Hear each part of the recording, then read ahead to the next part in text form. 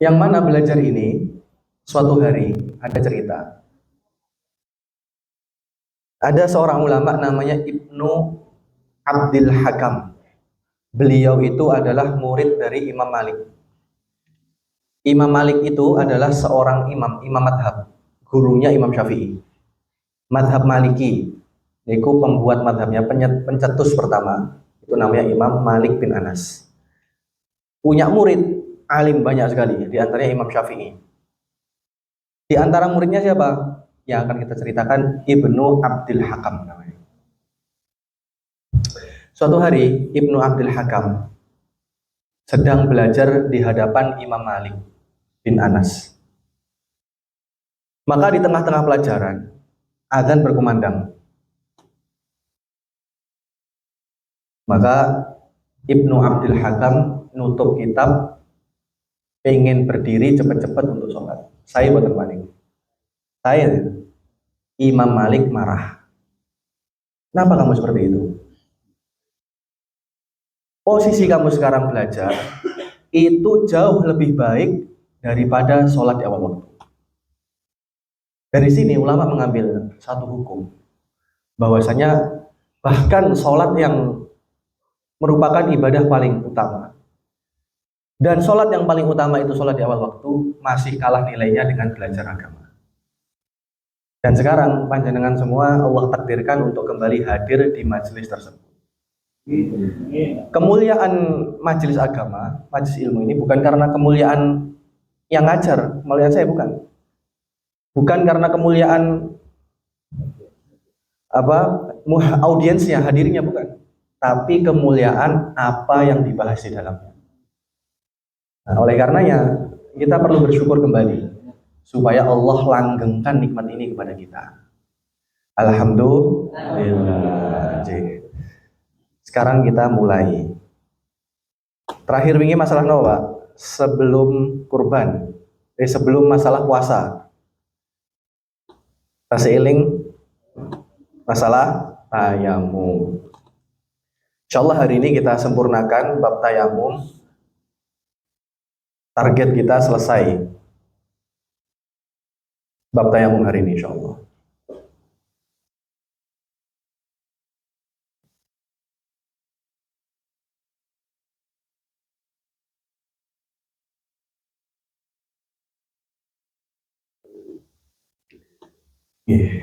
Bismillahirrahmanirrahim. Ayo.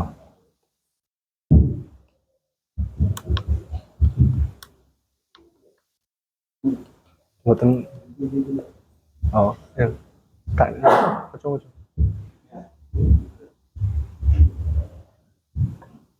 Bismillahirrahmanirrahim. Asal fi sudut tayamum. Asal menjelaskan cara-cara tayamum. Sudut tayamum di asrafun. Cara-cara tayamum ada 10. Ayyamu nabi turabin. Yang pertama tayamum menggunakan debu. Wa ayyamu turab tahiran, menggunakan debu yang suci.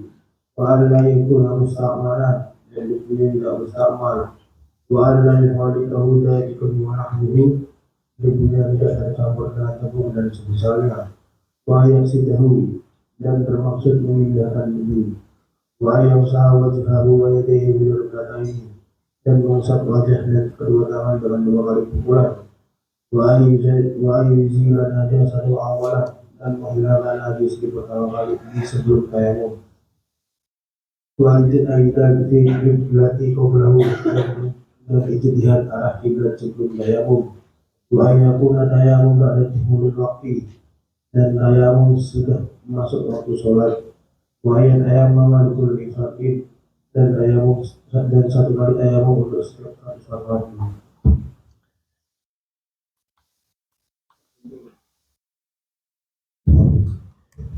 Bismillahirrahmanirrahim. Sekarang masuk kepada bab baru, yaitu syarat-syarat tayamum. Niku sing kula tuliskan teng kertas sing jenengan pegang itu lebih lengkap daripada yang di PPT. Karena saya tulis lengkap keterangannya di situ supaya PPT-nya nggak terlalu panjang. Jadi dirujuk cara-caranya detail di bab apa di situ di kertas. Teng PPT namung ringkasan-ringkasan singkat. Syarat tayamum ada 10. Syarat pertama menggunakan debu. Maknanya tayamum harus menggunakan debu. Tidak boleh menggunakan perkara selain debu. Apa itu debu? Debu itu adalah perkara yang terbang nih kawan. Oke, sing biasa terbang tak jendela anu niku debu. Maka ketika tayamum tidak menggunakan debu nggak sah. Contohnya apa? Pakai ayaan batu diayak sampai halus, nggak sah jadi tayamum karena bukan disebut debu. Begitu juga tanah pasir yang nggak ada debunya nggak sah. Seperti pasir pantai biasanya itu kan nggak ada debunya. Tapi kalau pasir ada debunya sah. Tapi bukan dari segi pasirnya, tapi dari segi debunya yang mensahkan. Maka tayamum harus menggunakan debu apapun warnanya. Bahkan sah menggunakan debu yang sudah dibakar, selama masih tetap dikatakan debu. Tapi misalnya ada debu, sudah saking dibakarnya sampai sudah menjadi abu, maka nggak sah. Intinya ketika secara umum masih disebut sebagai debu, maka sah sebagai digunakan untuk tayamum. Kemudian sah juga menggunakan pasir yang memiliki debu. Tapi kalau pasir nggak punya debu nggak sah. Dan juga syaratnya apa? Debunya harus dapat menempel pada anggota tubuh. Maka ketika ada debu basah, pasir ada debunya, kemudian basah, jenengan ambil bisa nggak debunya nempel? Nggak bisa, maka nggak sah. Jadi debunya, selain dia debu, harus debunya bisa menempel di anggota tubuh. Tapi di sini, ketika ada orang punya penyakit sehingga anggota tubuhnya basah terus, apa nih biasa nih? Enten tau keringetan terus nih, bukan keringetan, tapi selalu lembab tangannya. Apa? Jantung. Nah, nopo paru-paru basah biasanya nih. Niku ketika keadaan panas dingin tetap basah biasanya. Sekarang bagaimana? Kan gak iso akhirnya ngambil debu. Kalau kasus seperti ini maka dimaafkan. Mana dimaafkan nggak apa-apa. Kalau nggak seperti itu susah dia tayamumnya. Kemudian syarat kedua, debunya harus suci. Nanti kita praktek masalah tayamum. Ini syaratnya dulu, nanti bab selanjutnya tentang rukun, baru kita praktek. Debunya harus suci, maka tidak sah menggunakan debu yang terkena najis. Misalnya bekas anak kecil kencing, digunakan untuk tayamum nggak sah. Atau tidak sah juga menggunakan debu yang bercampur najis seperti kotoran hewan dan manusia. Tidak sah menggunakan debu kuburan yang bercampur bagian jasad mayit. Kali kuburan, ketika sudah digali, nah berarti kan di bekas kuburan itu terdapat mantan manusia, bekas jasad yang hancur. Manusia najis betul Pak? Ketika meninggal tidak najis karena hewan yang meninggal bukan hewan yang meninggal, hewan yang mati atau meninggal dunia tidak dengan cara disembelih itu pasti najis kecuali nopo? Ikan, belalang dan manusia. Pertanyaannya, kok bisa debu kuburan najis? Padahal manusia tidak najis. Jawabannya apa? Najisnya debu kuburan bukan disebabkan karena manusianya, tapi karena jeroan. Kalau orang kalau meninggal itu kan otomatis jeroannya masih ada kotoran. Nah, ketika dia hancur, termakan ulah dan lain-lain, akhirnya apa? Jeroan itu menjadi tanah, tercampur dengan tanah. Itu yang menyebabkan najisnya, bukan karena jasadnya itu. Kemudian syarat ketiga, debunya tidak boleh merupakan debu mustakmal. Kemarin kita sudah bahas bahwasanya air itu ada air mustakmal. Nomor air mustakmal? Air second, air second, air yang sudah digunakan untuk bersuci sebelumnya. Oleh karenanya, ketika debu sudah kita gunakan untuk bersuci, maka tidak boleh kita gunakan kedua kalinya, karena sekarang statusnya sudah menjadi mustakmal atau second. Atau debu sudah digunakan untuk membersihkan najis mughalladhah, mensucikan najis mughalladhah. Nanti di bab setelah bab tayamum, bab mensucikan najis. Kalau najis mughalladhah, najis berat, yaitu najisnya anjing dan babi, Maka cara menghilangkannya dengan 7 kali basuhan, salah satunya dengan debu. Nah, debu yang sudah digunakan menghilangkan najis tersebut tidak boleh digunakan tayamum lagi.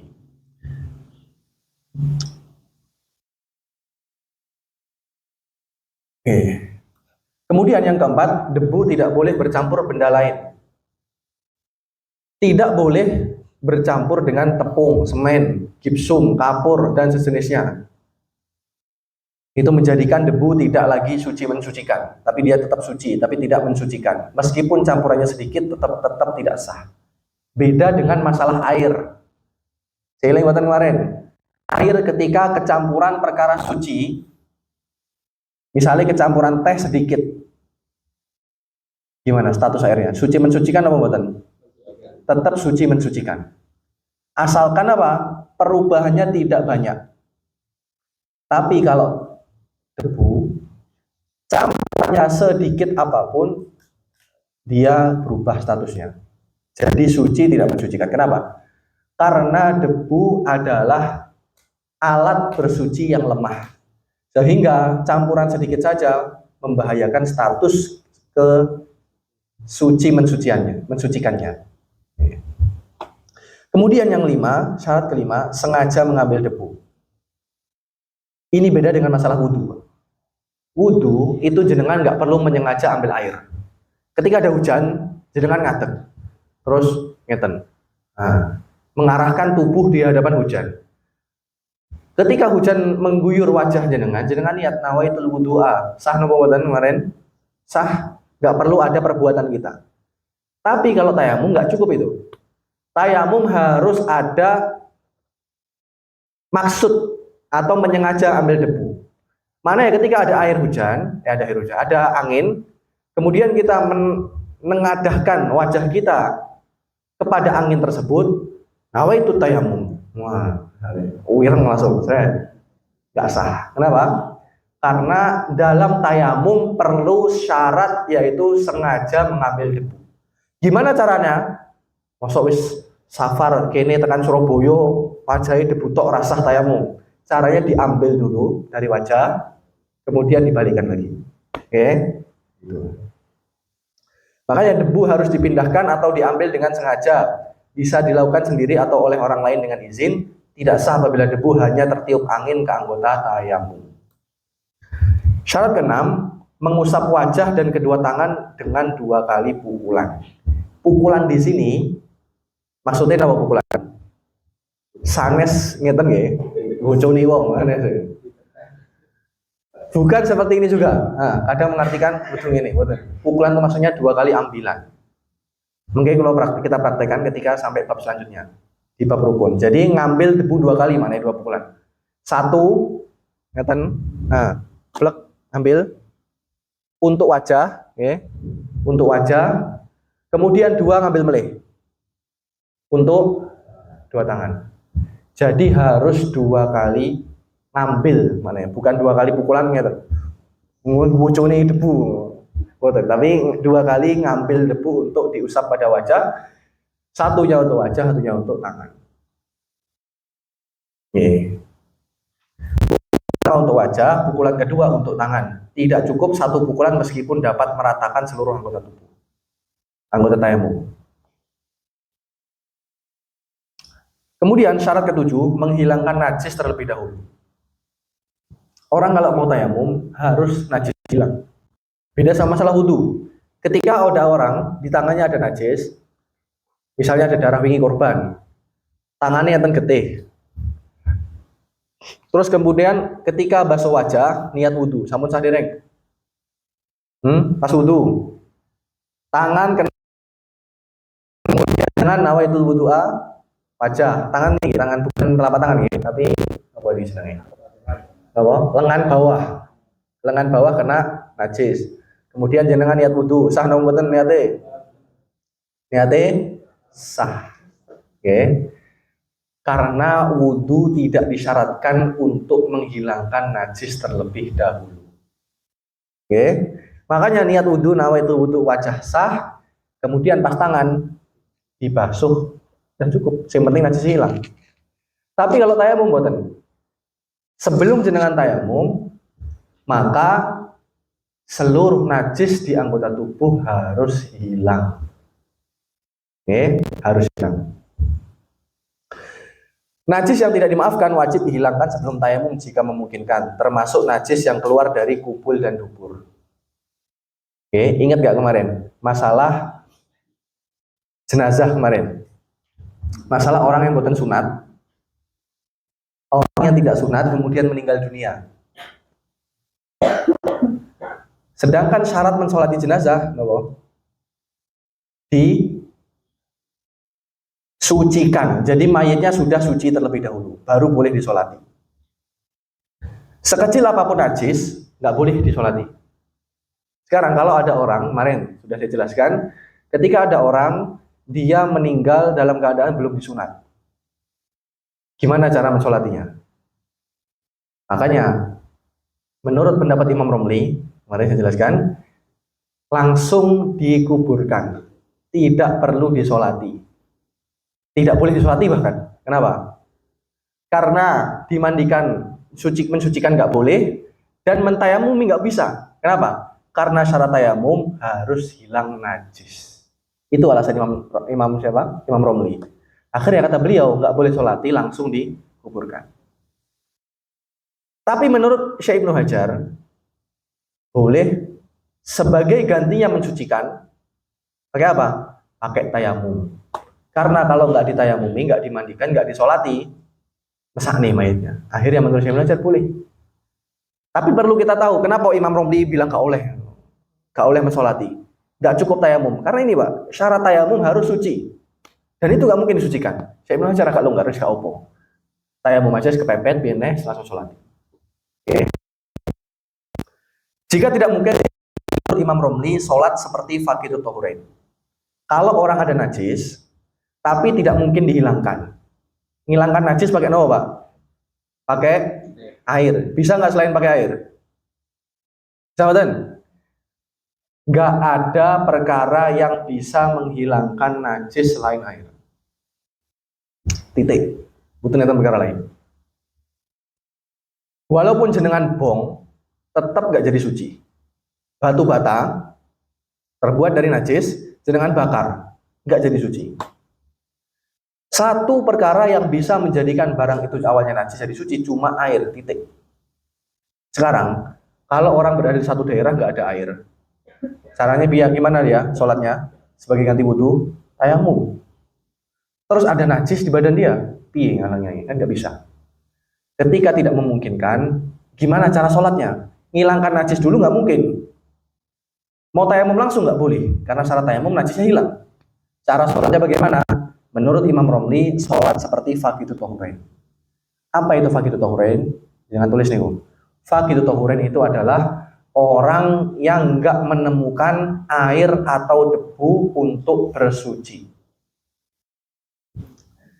Jadi Faqidut Tahurain itu adalah orang yang tidak menemukan debu atau air untuk bersuci.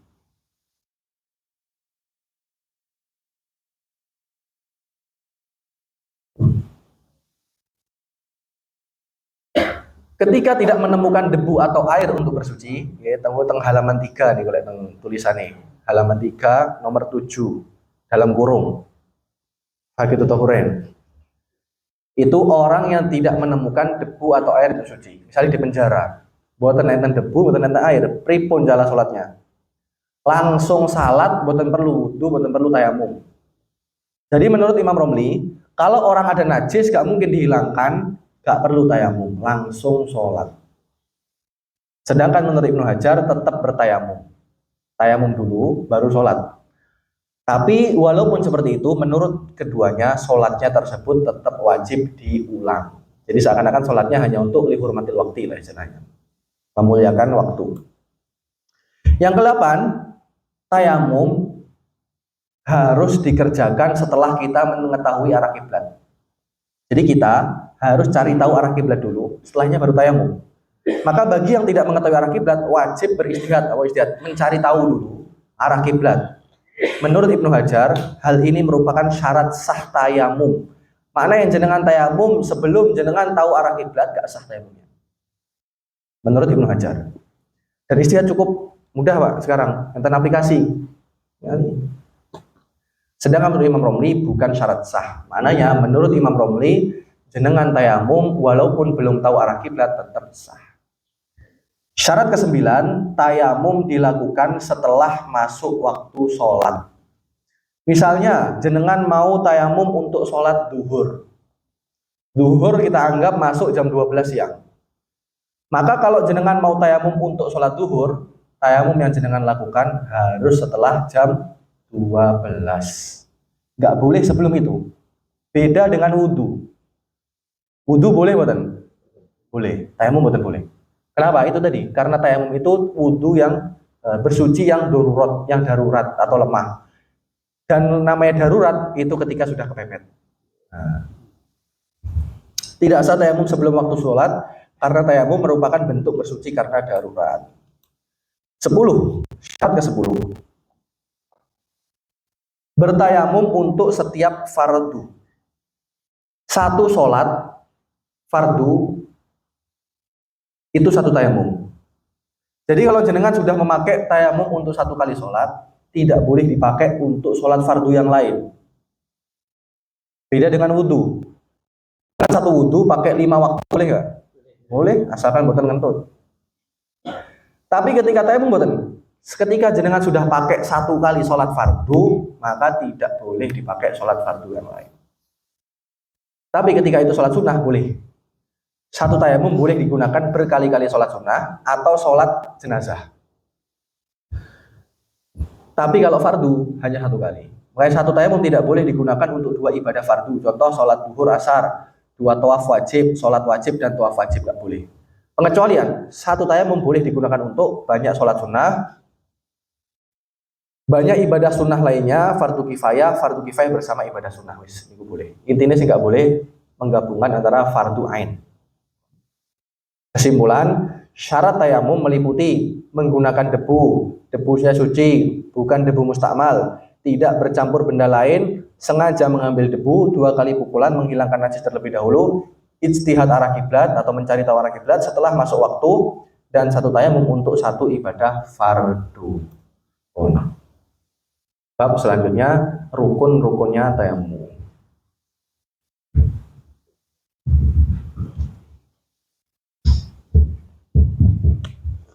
Bismillahirrahmanirrahim. Asal fitur tayamum. Asal asal fardu tayamum khamsatun. Fardu tayamum ada 5. Al-awwal yang pertama, aku turabi memindah debu. Asani yang kedua, ani yang ketiga. Asal yang ketiga, asul wajib mengusap wajah. Ar-rabiu yang keempat, asul yadaini al-murfaqaini mengusap kedua tangan sampai siku-siku. Al-khamis yang kelima, al-arti bukatib dengan masalahnya di antara 2 usapan. Oke, sekarang kita baca dulu teorinya, kita baca. Setelah kita tahu teorinya, kita praktek nanti. Kalau wudhu kan sampun sering, jadi ngerti gampang nih. Kalau tayamum ini yang perlu kita pelajari, karena kita tidak menutup kemungkinan ada sampai kepada satu keadaan kita tayamum. Misalnya sakit, atau ya sakit karena nggak ada air, bukan mungkin di Indonesia. Rukun tayamum ada 5. Pertama, memindahkan debu, niat, mengusap wajah, mengusap kedua tangan sampai siku. 5, tertib berurutan antara 2 usapan. Kalau kasih gambaran dulu pertama. Praktek tayamum itu beda dengan wudhu. Rukun pertama tayamum itu bukan mengusap wajah, tapi apa? Ngambil debu. Oleh karenanya niat bukan hanya ketika mengusap wajah, tapi apa? Ketika ngambil debu dan ketika mengusapkan ke wajah, itu harus ada niat. Beda dengan wudhu. Wudhu niatnya kapan kemarin? Ketika membasuh wajah. Tayamum enggak? Tayamum ketika ngambil debu. Gambarannya, ringkasnya tayamum ya tadi. Jenengan ngambil debu dulu pertama. 1 debu, itu niat untuk tayamum. Setelah itu, niat itu harus jenengan adakan juga ketika mengusap wajah. Diusap seperti wudhu. Dan debunya harus rata. Diperhatikan sama kayak masalah wudhu. Apa ini jeglongan-jeglongan wajah itu harus dilihatkan juga. Satu. Setelah itu ngambil debu lagi untuk apa? Untuk tangan. Caranya bagaimana? Nanti akan saya tuliskan di situ, sabun. Tapi tentang catatan ya tadi caranya. Diratakan di seluruh tangan. Caranya ada nanti. Selesai pun. Cuma 2 anggota, yaitu wajah dan tangan. Tidak wajah kepala, lain-lain nggak wajib. Bahkan nggak sunnah juga. Hanya 2. Gampangnya seperti itu. Nanti detailnya kita baca sekarang. Fardu tayamum. Fardu tayamum ada 5. Yang dimaksud fardu di sini adalah perkara yang tayamum tidak sah kecuali dengan adanya 5 hal ini.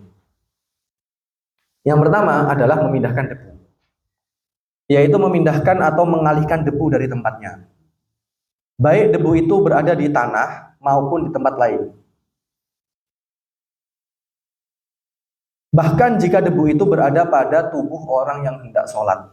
Misalnya debu dengan motoran, terus naik beleduk, ini kumpen jadi coklat tuh aja, bukan coklat abu-abu. Dengan ambil debunya, nawa itu tayamum. Itu berarti jangan ngambil niat tayamum, kemudian ketika usapan ke wajah niat tayamum lagi. Oke, jadi nggak perlu ngambil dari tempat lain, cukup bahkan di tubuh kita sendiri sudah kita katakan boleh. Namun pemindahan debu tersebut harus dilakukan dengan sengaja. Oleh karena itu, jika debu tertiup angin lalu mengenai anggota tayamum, kemudian ia berniat tayamum, maka tayamumnya tidak sah. Syaratnya tayamum tadi harus sengaja ngambil debu. Kemudian rukun kedua, niat. Niat tayamum berbeda dengan niat wudhu dan mandi wajib. Dalam wudhu dan mandi wajib, niatin apa Pak? Mengangkat hadas, gitu. Tayamum betul boleh. Kita nggak boleh niat tayamum untuk menghilangkan hadas. Kenapa? Karena tayamum tidak digunakan, tidak diciptakan atau tidak disyariatkan untuk mengangkat hadas. Tapi apa? Untuk memperbolehkan hal-hal yang awalnya tidak boleh untuk kita. Sholat dalam keadaan hadas boleh nggak? Nggak boleh. Mau wudhu nggak mungkin, nggak ada air atau sakit. Caranya gimana? Tayamum. Maka tayamum itu disyariatkan bukan untuk menghilangkan hadas, tapi apa? Untuk memperbolehkan perkara-perkara yang awalnya tidak boleh kita kerjakan dalam keadaan hadas. Makanya niat tayamumnya gimana? Niat tayamum untuk mengerjakan hal-hal yang diperbolehkan. Seperti apa? Saya niat tayamum supaya diperbolehkan sholat. Nah itu. Atau saya niat tayamum supaya diperbolehkan baca Quran. Atau saya niat tayamum supaya diperbolehkan tawaf. Harus seperti itu. Kalau kita tayamum dengan niat ngangkat hadas, nawa itu tayamum lirafil hadasil asgor. Misalnya. Niat tayamum menghilangkan hadas kecil, nggak sah. Kenapa? Karena tayamum nggak bisa menghilangkan hadas. Dia hanya memperbolehkan perkara yang awalnya dilarang. Dalam tayamum harus berniat memperbolehkan kebolehan melakukan ibadah yang sebelum memerlukan tayamum, istibahah seperti sholat, nyentuh mushaf, ibadah lain diperlukan tayamum. Tayamum berfungsi sebagai pemboleh, bukan penghilang hadas. Itu. Karena itu tidak sah jika berniat menghilangkan hadas atau sekedar melakukan tayamum yang diwajibkan. Niat harus bersamaan nih dengan pemindahan debu. Gak cukup jenengan niat hanya ketika mengusap wajah, harus ketika ngambil niat, dan niat itu juga harus ada ketika mengusap wajah. Kok di salah satu yang nggak ada, nggak sah. Niat harus terus berlangsung hingga mulai mengusap wajah. Kemudian rukun ketiga itu adalah mengusap wajah. Batas wajah dalam tayamum sama seperti batas wajah dalam wudhu. Dimulai dari tempat tumbuhnya rambut ke atas, diakhiri dia apa? Apa lagi jenenge? Dagu, bahan dagu, depannya dagu, bukan jenggot ya. Jenggot itu bukan wajah, bukan. Ini. Nah, makanya dagu aurat untuk perempuan. Dagu aurat. Mari saya jelaskan masalah wudhu. Dagu aurat. Kenapa? Karena bukan termasuk wajah. Yang bukan aurat untuk perempuan itu adalah wajah dan telapak tangan. Oleh karenanya dagu tidak termasuk wajah, maka dia aurat. Dan ketika sholat terbuka dagunya, sholatnya nggak sah. Kenapa? Karena membuka aurat. Kalau pakai mukena tutup. Dan mukena ini cilik, solasi. Jadi pun gelakban mau solasi kresek terserah. Timbangannya nggak sah, ngor kresekan. Set. Wajib mengusap seluruh wajah. Yang itu kalau atas ke bawah, kanan kirinya mana? Antara telinga. Termasuk bagian janggut yang menjulur ke bawah. Nih. Bukan ini maksudnya. Jalur nih, janggut yang ini. Tidak wajib menyampaikan debu sampai ke dasar rambut meskipun rambut tipis. Beda sama wudhu. Kalau jenggot tipis wajib boten dimasukkan air. Wajib. Kalau tayamum boten wajib. Boten perlu jangan ambil debu. Ngeten-ngeten. Kudu terus boten perlu seperti itu. Atau nggih, Pak. Tidak disunahkan melakukan hal tersebut karena menyulitkan. Bagian yang harus terkena adalah sudut mata. Sudut mata nggih, boten motone. Sudut mata ini harus dikenakan debu. Tepi kelopak mata ini. Ujung hidung yang menonjol dari bibir. Ini. Bagian merah bibir setelah bibir tertutup. Ini termasuk anggota wajah. Mingkem biasa nggih boten? Biasa. Niki wajah. Mingkem mboten. Niki wajah niki. Mengusap kedua tangan sampai siku. Rukun selanjutnya adalah mengusap kedua tangan sampai siku. Caranya boten enten teng mriki, enten teng catatan niku. Caranya bagaimana? Letakkan jari tangan kiri selain ibu jari di atas punggung jari-jari tangan kanan selain ibu jari. Ayo, coba. Letakkan jari tangan kiri selain ibu jari. Ibu jari apa Pak? Ibu jari. Jempol. Di atas punggung jari tangan kanan selain ibu jari. Nah, ngeten. Pertama. Sehingga ujung jari tangan kanan tidak melewati jari telunjuk tangan kiri. Jadi pas, papat-papat. Nah. Kemudian usapkan ke tangan kanan. Mundur. Setelah sampai pada pergelangan tangan, berarti pergelangan tangan, berhenti sampai pergelangan tangan. Rapatkan ujung jari ke sisi lengan lalu usapkan sampai siku. Berarti. Ini lengan pindah, jempolnya tetap diangkat, naik ke atas siku. Niku, sampai situ dulu. Ketika sampai ini, kemudian di pergelangan tangan lakukan dengan lengan. Setelah itu putar telapak tangan kiri. Setelah itu putar telapak tangan kiri ke bagian dalam lengan kanan. Putar. Walah ribet men. Sini. Mboten perlu. Enggak, cukup. Ngoten. Diputar. Usapkan sambil mengangkat ibu jari. Jempolnya tetap diangkat, sampai sini dulu. Ketika sampai di pergelangan tangan, usapkan ibu jari kiri pada ibu jari kanan. Nampung. Kemudian melakukan hal yang sama pada tangan kiri. Berarti pripun? Ngeten sama. Ngeten. Pindah. Rampung. Praktek mungkin di akhir. Kita baca teorinya dulu. Maksudnya ngelek lali, catatannya enten to. Moco. Letakkan jari tangan kiri selain ibu jari tangan kanan. Opo? Jari tangan kiri di kiri kanan nih. Biar tahu dulu cara prakteknya mengikuti tulisan biar tahu. Setelah itu disunahkan mengusap salah satu telapak tangan dengan telapak tangan yang lain. Ribon? Nah, dianukan tadi.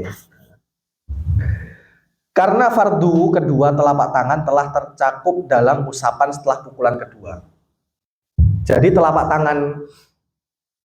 tangan kiri sudah terbasuh dengan kita ngambil tadi, gitu. Yang kanan gitu juga. Atau gini, pas pertama, plek, ngambil debu, nah otomatis kena itu, nah, udah cukup jadi. Oleh sebab itu, cincin wajib dilepas pada pukulan kedua. Beda sama wudhu. Wudhu wajib buatan lepas cincin? Nggak wajib. Kalau tayamum wajib lepas cincin. Kapan? Ketika pukulan yang kedua, ngambil debu yang kedua. Karena debu itu dia sifatnya kasar, bukan kasar, padat. Sehingga nggak bisa masuk ke sela-sela cincin. Beda dengan air. Dia cair sehingga lebih fleksibel. Meskipun cincin digerakkan, mengingat debu bersifat padat, hal ini berbeda dengan air yang dapat mengalir ke bawah cincin. 5. Tertib antara kedua usapan. Maksudnya adalah mendahulukan usapan wajah daripada usapan kedua tangan. Meskipun orang yang bertayamum berada dalam keadaan junub. Walaupun junub tetap harus urut. Like junub wajibnya apa biasanya? Umumnya apa junub ini wajibnya? Mandi. Mandi kudu urut boten? Kepala nese jenengan kebiur terus wajib boten? Boten wajib. Tapi kalau jenengan tayamum sebagai gantian mandi harus tertib juga. Oke.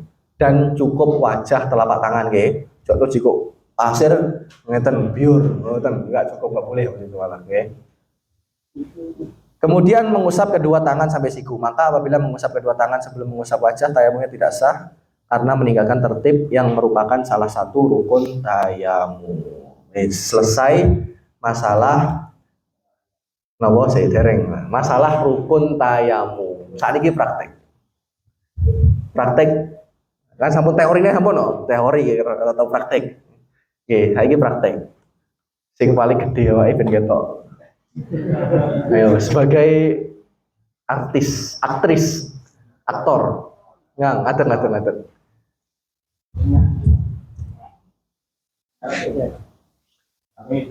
Nah. Lungguh ya apa lungguh?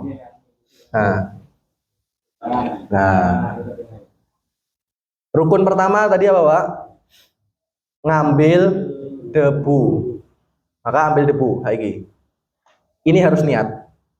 Niatnya harus apa tadi? Membolehkan hal-hal yang awalnya nggak boleh. Nawaitu tayamum listibahati sholah. Kalau bahasa Arabnya seperti itu. Wis repot bahasa Arab, bahasa Indo. Saya niat tayamum untuk supaya boleh sholat. Nah, saya niat tayamum supaya boleh tawaf. Saya niat tayamum supaya boleh megang Quran dan lain-lain. Arab malah lali kok. Nawa itu tayamum malah usolli fardhu dhuhri, repot wis gak usah. Sing penting sah repot. Bilang ya dong kok pengen dungone bahasa Arab. Terus enten sholat jenazah, Allahumma barik lana fi ma razaqtana. Wih gak usah repot-repot. Donga Gusti Allah ora perlu bahasa Arab. Sing penting jenengan yakin terus genah bosone cukup. Nah, yang pertama harus ngambil debu. Ini rukun. Beda dengan mas. Enggak. Cukup air sentor cukup. Ini rukun pertama, maka harus niat. Niat untuk boleh sholat. Ambil debu, terus diusap ke wajah. Dan ini niatnya harus ada. Jadi niatnya harus ada di dua tempat. Ketika pertama, ngambil debu. Kedua, mengusapkan debu ke wajah. Ya. Dan ini sama seperti wudhu. Wajah ini. Depan wajah. Wajah itu, ini Pak. Awalnya nih, tempat tumbuhnya rambut, akhirnya apa? Nah ini. Dan harus dilebihkan sedikit. Supaya apa? Supaya roto. Karena kalau kita pas gak mungkin, Pak. Pas gua risi sering gak mungkin. Ini lebih dikit berhati-hati. Jadi ratakan. Kemudian kanan kirinya mana? Dari antara dua telinga. Makanya wajah itu apa? Kemarin dijelaskan. Anggota sesuatu yang lebarnya lebih panjang daripada panjangnya itu wajah. Ya, usap wajah. Ini harus niat. Urung gak roto ya. Diratakan. Diratakan seperti itu. Sekarang sudah berapa rukun? Sudah 3. Nopo? Ngambil debu, niat plus usap wajah. Oke, 3 selesai. Rukun keempat sekarang. Ngambil debu lagi. Ini maksudnya mukul nih Pak, bukan ngeten, salah paham ya nih. Kalau nanti ningali video. Rukun pertama ambil debu terus wajib dipukul. Ngeten. Enggak, itu sunnah. Mukul ini sunnah. Untuk meringankan debu. Lembotan tangani jenengan kuter atau misalnya ngeten, blek. Debunya kuat repot. Akhirnya sunnah untuk dia, diringankan debunya. Bukan mukul ini wajib enggak, ini sunnah. Yang mau wajib ngambilnya itu. Sekarang ambil debu, terus usapan rukun yang selanjutnya yang ke-4, yaitu mengusap wajah, mengusap tangan. Terus, ketika seperti itu, maka kedua telapak tangan otomatis gitu. Sisa tangan selain telapak tangan.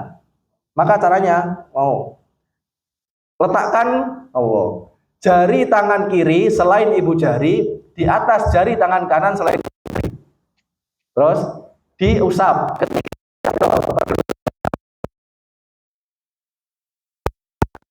dirapatkan selain ibu jari,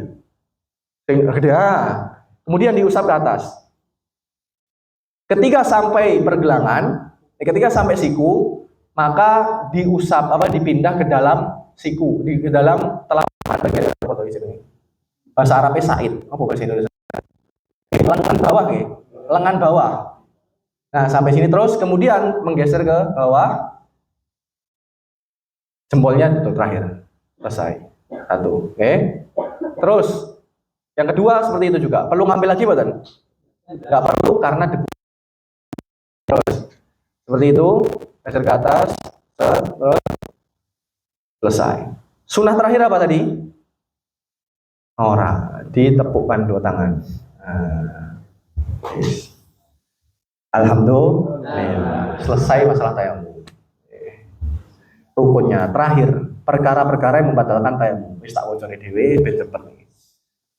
Mubtilatut tayamum, perkara-perkara yang membatalkan tayamum. Mubtilatut tayamumi salatun. Perkara yang membatalkan tayamum ada 3. Ma'abtalal wudu'a. Yang pertama, semua hal yang membatalkan wudu. Wariddatu, yang kedua adalah murtad. Nauzubillah min dzalik.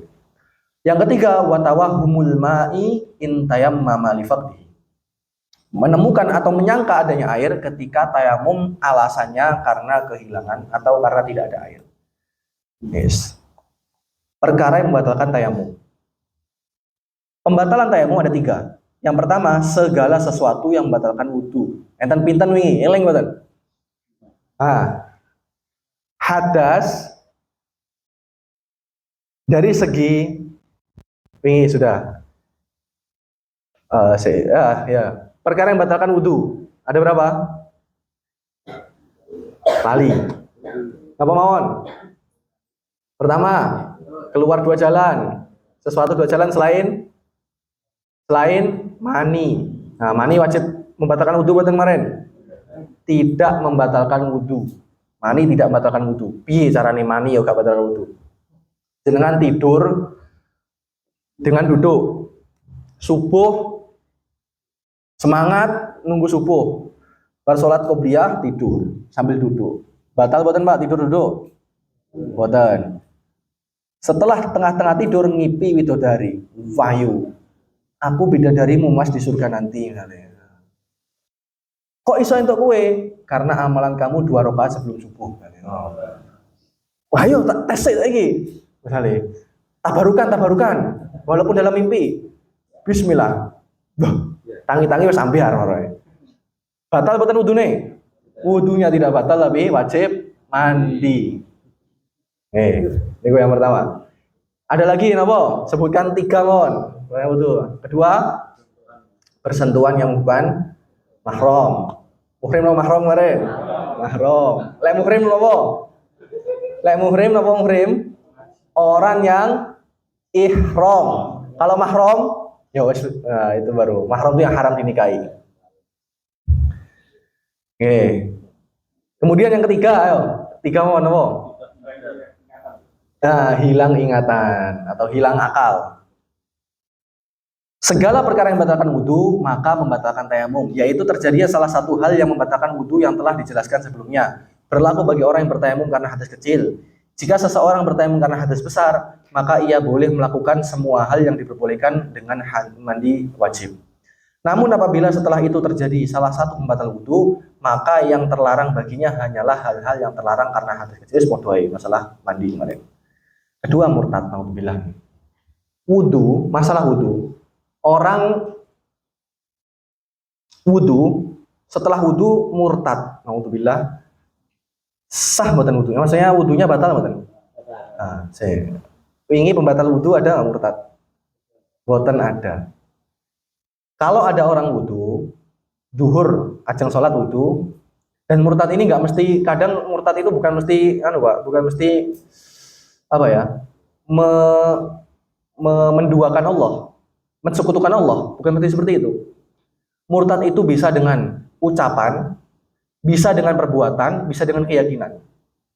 Contoh keyakinan, contoh perbuatan apa? Quran jenengan jiko, jenengan uyui. Walaupun jenengan yakin Allah ada, murtad jenengan. Bisa dengan ucapan, walaupun keyakinannya enggak. Contohnya apa? Lah sing marek ini panganan no. Dengan keyakinan, tapi itu harus dengan keyakinan. Harus dengan keyakinan. Ketika jenengan yakin yang mengenyangkan itu makanan, bisa murtad. Atau kalau dengan ucapan apa contohnya? Nah, Gusti Allah lo turu, walaupun jenengan yakinnya Allah tidak tidur, tapi Allah jenengan mengucap seperti itu, murtad jenengan. Atau jenengan mengatakan Quran ini perlu direvisi. Quran perlu direvisi. Murtad jenengan piye? Quran direvisi. Tangkeme harus direvisi. Lah kalam Allah direvisi. Perasaan Gusti Allah gak bener direvisi-revisi barang. Kayak skripsi ya direvisi. Dosen ini Gusti Allah nih. Murtad. Orang kalau murtad, maka tayamumnya batal. Kalau wudhu nggak batal. Orang setelah sholat duhur, ketika mau sholat duhur wudhu, tengah-tengah wudhu atau setelah wudhu dia murtad. Setelah itu dia, astagfirullah, aku murtad. Asyhadu an la ilaha illallah. Maka dia wudhunya tetap sah, langsung sholat boleh. Kalau tayamum enggak. Karena tayamum ini bersuci yang lemah, maka dibatalkan dengan murtad. Oke. Murtad adalah terputusnya keislaman, baik secara nyata maupun secara hukum. Nyata ya bahwa yakin wis Allah tidak satu, atau yakin ada sesuatu lain selain Allah yang bisa memberikan manfaat atau mudarat pada kita, keyakinan. Atau secara hukum, apa secara hukum? Tadi kita meyakini Allah ada, Allah satu, tapi ngencingi Quran. Nah, keyakinan kita Allah ada satu, Nabi Muhammad ada, tapi perbuatan kita menjadikan kita dihukumi murtad.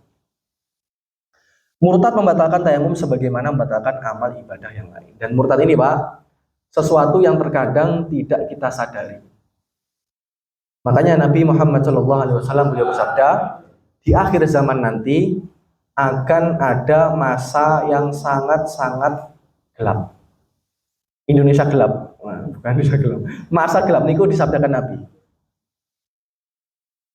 Kakit illaili mudlimah, kata Nabi, seperti hari-hari saat itu seperti malam-malam yang sangat gelap. Apa kata Nabi selanjutnya? Orang masuk pagi hari dalam keadaan iman, Islam, wayumsi kafiron, dan ketika sore dia kufur. Wayumsi mu'minan wayusbih kafiron, ketika sore dia iman, ketika pagi dia kufur. Seperti itu terus siklusnya. Itu ketika zaman fitnah. Maka banyak kekufuran yang tidak disadari di akhir zaman. Oleh karenanya, di antara zikir yang disunahkan pagi petang nopo? Syahadat. Asyhadu an la ilaha illallah wa asyhadu anna Muhammadar Rasulullah, raditu billahi robba wa bil islami bidina wa bi Muhammadin nabiyya wa rasulah. Untuk apa? Untuk jaga-jaga. Khawatirnya ada ucapan kita, walaupun keyakinan kita, Pak, meyakini Allah ada, tapi kadang kita keseleo ngomong ini, sehingga kita mengucapkan omongan-omongan yang mengharuskan kita murtad. Ada buku yang bagus. Kalau jenengan pengen tahu, ada terjemahnya bahasa Indonesia, teng Shopee enten niku. Ada ulama mengumpulkan tentang perkara-perkara yang bisa memutus keislaman seseorang, yang bisa menyebabkan murtad. Kandel niku, wakeh. Nama bukunya Al-I'lam fi Qawaidil Islam. Ada terjemah bahasa Indonesia, karangan Syekh Ibnu Hajar Haytami. Al-I'lam fi Qawaidil Islam. Al-I'lam tentang perkara-perkara yang bisa memutus Islam seseorang. Itu dibaca bagus, Pak, biar dengan hati-hati. Ya. Kemudian ketiga, yang membatalkan wudhu tayamum adalah menemukan atau menyangka adanya air. Termasuk dalam hal ini melihat air, mengetahui adanya air secara pasti, atau menyangka adanya air dengan dugaan yang kuat. Selama tidak ada penghalang atau yang menghalangi untuk mengambil air tersebut seperti binatang buas atau bahaya lain. Ketentuan ini berlaku bagi orang bertayamum karena tidak ada air. Mananya, karena kalau orang itu tayamum alasannya karena sakit, kemudian menemukan air, ya nggak batal tayamumnya. Karena bukan karena nggak ada air, tapi karena sakit. Jika terjadi sebelum mulai sholat. Sekarang, kalau orang tayamum sebelum sholat mulai lihat air, maka bagaimana? Apabila seorang melihat air atau menyangka adanya air sebelum mulai sholat, maka tayamumnya batal. Yang dimaksud sebelum sholat adalah sebelum benar-benar masuk ke dalam sholat, bahkan sebelum selesai mengucapkan takbiratul ihram menurut pendapat Imam Romli. Jadi Allahu moro-moro banyu gerucuk, wis batal tayamumnya. Sholatnya baleni, wudu tayamum ya, wudu sholat ulang dari awal. Alasannya karena ia belum masuk pada tujuan utama tayamum, yaitu pelaksanaan sholat. Keadaannya sama seperti orang yang menemukan air ketika masih dalam proses tayamum. Jika terjadi saat sedang sholat, misalnya dengan tengah-tengah sholat udan, gimana tayamumnya? Apabila seorang bertayamum karena tidak ada air, lalu ketika sedang sholat ia melihat atau mengetahui adanya air, maka hukumnya dirinci sebagai berikut. A. Sholatnya wajib diulang kapan itu? Apabila ia berada di tempat yang pada umumnya air mudah ditemukan. Jadi ketika jenengan tayamum di tempat yang umumnya ada air, tapi pas saat itu tidak ada, kemudian jenengan mulai sholat, mulai sholat, hujan turun, maka tayamumnya batal, sholatnya batal. Ulangi dari awal, wudu langsung sholatnya. Dalam keadaan ini sholatnya batal, tayamumnya juga batal menurut pendapat yang masyhur, sebab tidak ada manfaat melanjutkan sholat tersebut karena ia tetap wajib mengulang. Kemarin sudah saya jelaskan, ketika tayamum di tempat yang umumnya ada air, maka wajib qadha. Oke, kemarin sudah saya jelaskan. B. Sholat tidak wajib diulang, yaitu apabila ia berada di tempat yang pada umumnya air sulit ditemukan, ya, atau keadaan antara ada dan tidak ada air sama mungkin. Dalam hal ini, sholat tidak batal, tayamumnya tidak batal hingga selesai salam. Meskipun demikian, disunahkan baginya memutus sholat tersebut agar dapat mengulanginya dengan wudhu apabila waktu sholat masih mencukupi. Meskipun demikian, tujuannya adalah keluar dari perbedaan pendapat ulama yang mengharamkan melanjutkan sholat dalam keadaan tersebut. Perbedaan pendapat menurut Ibnu Hajar yang menjadi ukuran adalah tempat masalah terlalu rumit ini. Sekarang untuk mayit terakhir. Ketika orang jenazah mau dimandikan nggak ada air, maka kan tayamum sebagai gantinya mandi. Nah sekarang tiba-tiba tengah-tengah mandikan atau setelah mensolati nemu air, ulang buatan mandi ini. Nih. Tayamumnya mayit, hukum tayamum mayit sama dengan hukum tayamum orang hidup dalam rincian yang telah disebutkan. Jika air ditemukan sebelum sholat jenazah, maka tayamumnya batal, jenazahnya wajib dimandikan. Jika air ditemukan setelah atau saat sholat jenazah, jika mayit berada di tempat umumnya terdapat air, maka jenazahnya wajib dimandikan kembali, diulang ke awal. Sholat jenazahnya wajib diulang, hal ini berlaku meskipun mayit sudah dikafani selama belum dikuburkan. Atau adapun jika berada di tempat yang umumnya tidak terdapat air, maka berlaku rincian hukum sebagaimana pada tayamum orang hidup. Kesimpulan batalan tayamum, terjadi salah satu yang batalkan wudhu, murtad, dan menemukan atau melihat atau mengetahui adanya air bagi orang yang bertayamum karena tidak adanya air. Dengan rincian hukum sesuai keadaan yang telah dijelaskan di atas. Wallahu a'lam. Dengan ini selesai pembahasan tentang toharoh selesai, wudhu selesai, mandi selesai, tayamum selesai. Alhamdulillah. Besok cara mensucikan najis, masuk bab kegemarannya ibu-ibu. Napa? Bab head. Bab head lah. Pas bab head itu ibu-ibu yang di dalam. Bapak jadi kalau bisa sama-sama di dalam. Oke. Bab head. Penting nih bab head nih. Dan insya Allah, kalau pengennya praktek nih bab head. Pakai hitung-hitungan langsung. Contoh jadi nggak pakai materi panjang-panjang, wis langsung praktek, ben paham. Lek kakek teori repot gimana? Allah alam. Dan anggo.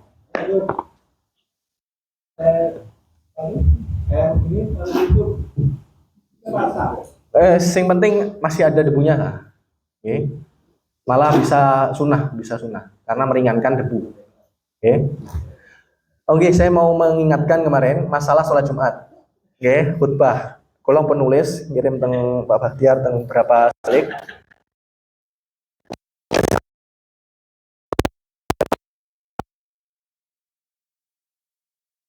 Jelas. Itu muktamad madhab harus dengan bahasa Arab. Dan khutbah syaratnya harus apa? Harus mualah, berkesinambungan. Mana ya kalau diputus dengan hal lain, selain maslahat khutbah, selain rukun, maka membatalkan khutbah. Harus ulang dari awal. Dan kemarin saya sampaikan, di antara yang memutus berkesinambungan adalah ceramah bahasa Indonesia. Oke? Sehingga itu bisa menyebabkan khutbahnya tidak sah. Dan ini pendapat Imam Romli. Saya temukan nukilan dari Imam Ali Syabromalisi yang mengatakan kalau ceramah dengan bahasa Indonesia, dengan bahasa bukan bahasa Arab, tidak memutus berkesinambungan dalam khutbah. Oleh karenanya bisa diikuti dan bisa jadi jalan keluar, tapi jenengan harus baca rukun khutbah di awal dulu. Selesaikan di awal. Jadi baca alhamdulillah, terus baca sholawat, terus baca wasiat takwa, terus apa? Ayat Quran, baru jenengan ceramah bahasa Indonesia, selesai, rukun kedua, khutbah kedua lanjut, sah. Oke, itu bisa jadi jalan keluar untuk di masyarakat sekitar kita. Allah alam. Allah, pertanyaan? J. Allah. Waalaikumsalam warahmatullahi wabarakatuh. Kalau memang kita tangan kita sehat, kan menggunakan tangan. Ya. Menggunakan tangan kita Basah. Mungkin masih berban gitu ya. Saya dulu. Ya. Bagaimana? Yang kedua dulu, ini seandainya ini pesan. Ya. Ini orang yang kondisi mau meninggal, kata imat ya. Ya pesan kalau mungkin nanti sebelum meninggal, bapak sudah di waktu sholat itu bisa dibantu saya mau melakukan ya. Terima kasih guys. Iya, sama-sama. Kalau orang tangannya sakit, gimana cara tayamumnya? Selagi dia memungkinkan untuk ngambil, maka diambil. Oke, kalau sakitnya sakit normal, bisa diambil. Tapi kalau sakitnya parah, sekira tidak bisa ngambil debu lagi, maka tadi sampaikan, nggak perlu, yang penting harus ngambil debu, tapi nggak perlu dirinya sendiri. Maka dia boleh minta bantu orang lain. Dalam kasus seperti ini, maka wajib minta tolong orang lain walaupun dengan duit, walaupun dengan apa? Upah. Ayo Le, tolong anukan aku, mau tak gaji. Jadi kita selain mencari ART asisten rumah tangga untuk mengurusi maslahat kehidupan dunia kita juga mencari untuk mengurusi ibadah. Nah, itu nanti mencarikan dia yang meratakan ke seluruh anggota tubuh. Seperti itu. Kemudian untuk orang yang sudah mendekati wafat, sakit, gimana cara wudhunya? Seperti itu juga sama. Ketika dia mungkin untuk wudhu sendiri, silahkan. Tapi kalau nggak mungkin, orang lain yang memwudhukan. Tapi beliaunya niat. Tetap wajib selagi akal masih ada dalam diri kita. Oke, ngoten. J sami-sami. Monggo enten mulai.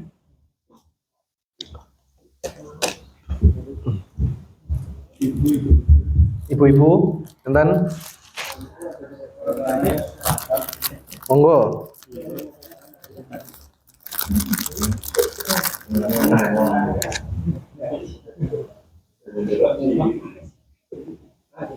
Terus saya mengambil tayang dari 2 Boleh belum? Yang untuk mensungkat dari sini, yang kanan dari sini. Boleh, tetap boleh. Oke. Yang penting boten debu. Nah, debu ada debu yang nggak boleh digunakan tayamum. Apa itu? Debu orang lain yang pertama, gosok. Kayak banyu nih Pak, jenengan gosok banyu gede wong liya. Sah boten wudune? Wudune sah tapi haram. Tayamum gitu juga, tayamum sah tapi haram. Yang pertama, yang kedua napa? Debu wakaf. Wakaf masjid boten angsal ning tayamum. Maksudnya napa debu wakaf masjid niku? Debu yang ada saat proses awal wakaf. Oke, pas jenengan ada proses, ini saya wakafkan masjid, saat itu debu itu sudah ada. Tapi debu-debu yang mendarat ke masjid setelah proses wakaf ya sekarang nih, kena angin, nggak apa-apa buat tayamum. Kenapa? Karena itu bukan termasuk debu wakaf. Oke. Yang penting buat harap jenengan langsung ini terus pergi ke Singapura, jika banyu, jika debu lain boleh, nggak masalah. Monggo, enten le. Nggih. Nggih, berarti mboten enten debunya. Nggih. Nggih mboten sah. Kalau nggak ada debu nggak sah. Jadi yang biasa dilakukan pokoknya asal ceplok formalitas mboten sah niku nggih. Karena kaya jenengan wudu. Di banyune. Iki wis pokoke padha ae, Pak. Jenengan tayamum ning pesawat itu kaya wudu gak kayak banyu. Mek ngene tok, di banyune. Wis pokoke sah banyune, ra ketok. Oke. Oleh karenanya tayamum harus pakai debu. Maka di tempat-tempat yang nggak ada debunya, nggak sah tayamum. Lalu pesawat pripun caranya? Kalau nggak ada debu, wis gak iso. Kalau ada air dia wajib wudu. Enten banyu mboten pesawat iki. Enten bisa ngambil teng toilet, diambil teng gelas pakai wudu. Tapi seandainya pesawatnya pesawat Hercules, kalian pesawat Hercules, jeng umroh mandiri, murah 17 juta pesawatnya Hercules misalnya, Pak. Mboten enten kamar mandi nih. Piye cara salate? Tayamum nggak mungkin, nggak ada debu, nggak ada air juga, mungkin WC. Piye? Langsung tadi caranya apa? Faqidu tohurin. Langsung sholat tanpa tayamum, tanpa wudu. Tapi nanti kodok sholatnya. Boleh. Napa? Let ngoten, let nggak ada debunya mboten asal. Jadi wudu Pak carane. Napa nih? Sholat sing nggak perlu wudu niku tayamum. Nggih sholat dihormatul waktu namanya. Untuk memuliakan waktu sholat. Apa maksud sholat dihormatul waktu? Supaya setiap waktu sholat yang kita lewati tidak terlalui kecuali kita sudah sholat. Walaupun nanti kita ulang lagi. Pertanyaan, untuk tayamum kita harus mengetahui arah kiblat dulu. Kalau untuk perjalanan bagaimana? Kita dalam perjalanan dalam sebuah kendaraan tetap harus cari arah kiblat.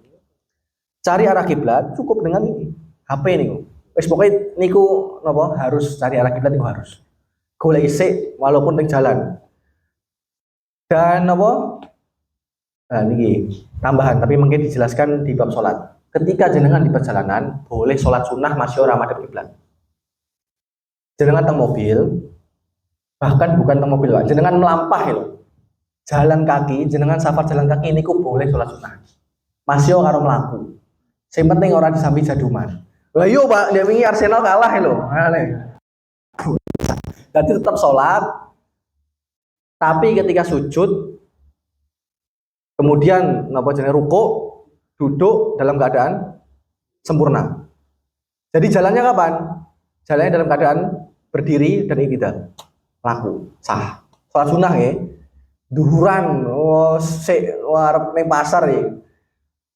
Walah ra nutut motor ayo sholat duhur karo Allahu Akbar jreng mboten sah niku sholat sunnah. Kalau sholat sunnah sah dengan kerjakan di kendaraan walaupun nggak ngadep ke arah kiblat. Ketika seperti itu maka enak jenengan pergi safar ke Surabaya urung duha rasa repot-repot Pak. Kadang orang itu ngejos, saya tahu Bu aku urung duha. Mboten sah repot. Jenengan kali nyetir sholat duha sah. Enak malah, simple. Atau traweh. Jenengan Surabaya ora sempat raweh. Raweh itu mobil. Ngadep ke arah jalan, ora usah madhep ngeten, tetap sah. Kalau sholat sunnah, ya. Dan itu kalau seperti itu nggak perlu tayamum, Indonesia nggak mungkin. Wudu sih sempurnakan baru melaksanakan sholat. Nah sekarang pertanyaannya, seandainya nggak ada air, misalnya safar teng Zimbabwe, di Zimbabwe, kayak enek banyu, pripun? Ya tetap harus cari arah kiblat. Kecuali nanti kalau sholat sunnah nggak perlu arah kiblat, maka langsung sholat ke arah tujuan dia. Seperti itu. Tetap harus cari arah kiblat walaupun dengan kompas HP ini. Nah, kita mulai. Wudu era kuah. Maksudnya beri carane napa sah mboten nih? Saya sah. Kalau cukup.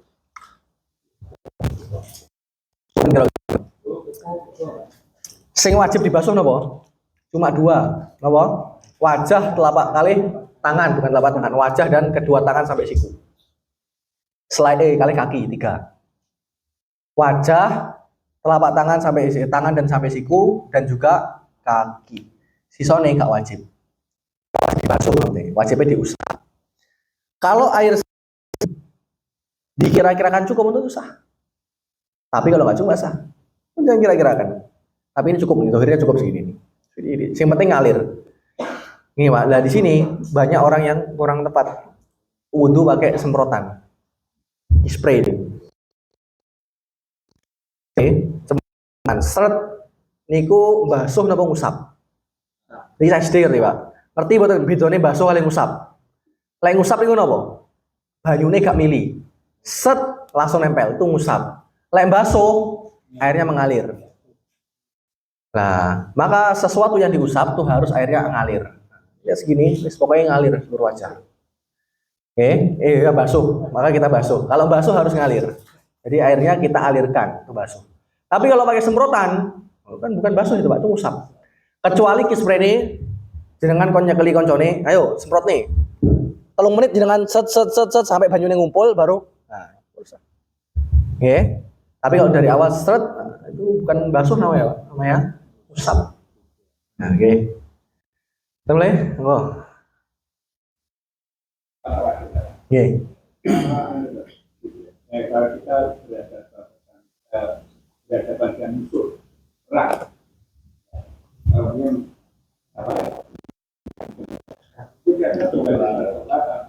Sholat. Namanya sholat syiddatul khauf.